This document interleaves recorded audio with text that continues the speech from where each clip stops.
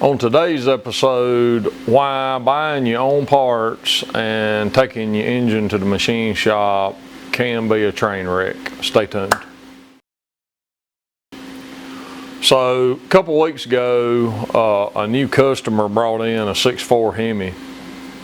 They'd already bought pistons, rods, and bearings, and just going forwards, I guess it's a Hellcat or some version thereof, so it's got a blower on it. So they said the pistons were 10 over and wanted it home 10 over, and balanced rotating assembly, and I told them, we need a line hone it and deck it and then all that too. So the balancer, I never really inspected the parts. I looked at them, but I didn't really go into no details. So the balancer was set up. So we had done a LS crank, and while everything was set up, Andrew went ahead and weighed up the rotating assembly for the Hemi, and we went ahead and balanced it. And I finished the line home Friday. You probably seen the video about the main caps. So we got all that done, and I was ready to put it in the hone this morning. So I grabbed the piston, measured it, and I was pretty sure that was standard bore, but we don't do thousands of Hemis, so I don't have it all in my mind like I do LS stuff. So we set up a bore mic, and I went over to the block and stuck it in, and it's standard bore, and the block's wore out. So now we got, and worse than that, we got a set of 4032 pistons. That's the lower grade forging, and they paid 2618 prices for a 4032 piston. So they already got hooked on that deal, and now it's the wrong size piston. So we done balanced the rotating assembly, and the piston won't work. And we pretty much, hone it and deck it, and we done with the whole job. So now somebody's got to order pistons that are correct, and then we got to rebalance the rotating assembly after the new piston comes in, more than likely.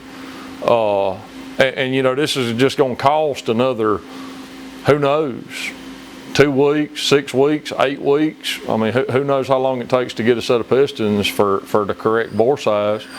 So that's why I tell everybody, don't buy your parts. I can sell them to you for what you're gonna pay for them anyway.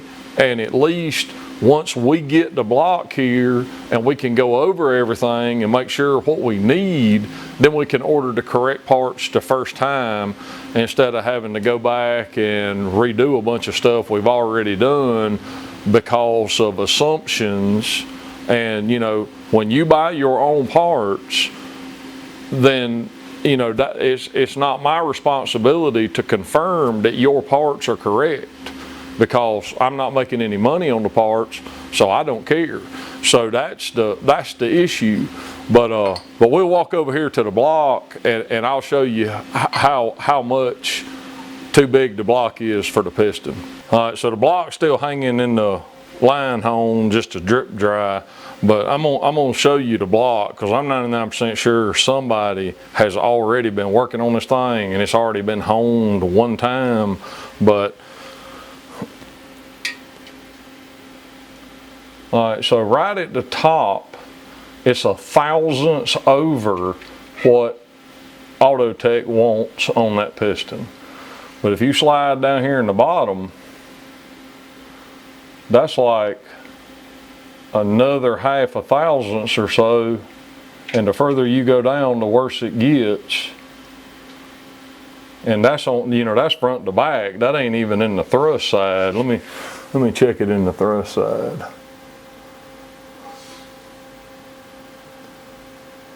Yeah, so down in the bottom, you can't see it, but down in the bottom it's 0 on the thrust, and this way it's a thousandths and a half too big, so the cylinders are way out of round. So we can't fix that.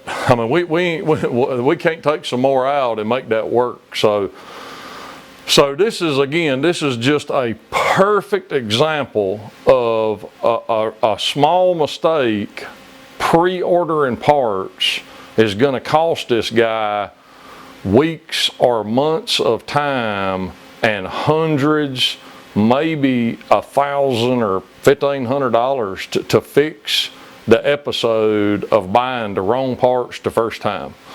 So anyway, a cautionary tale. Thank you for watching. Like, share, subscribe. We'll see you on the next one.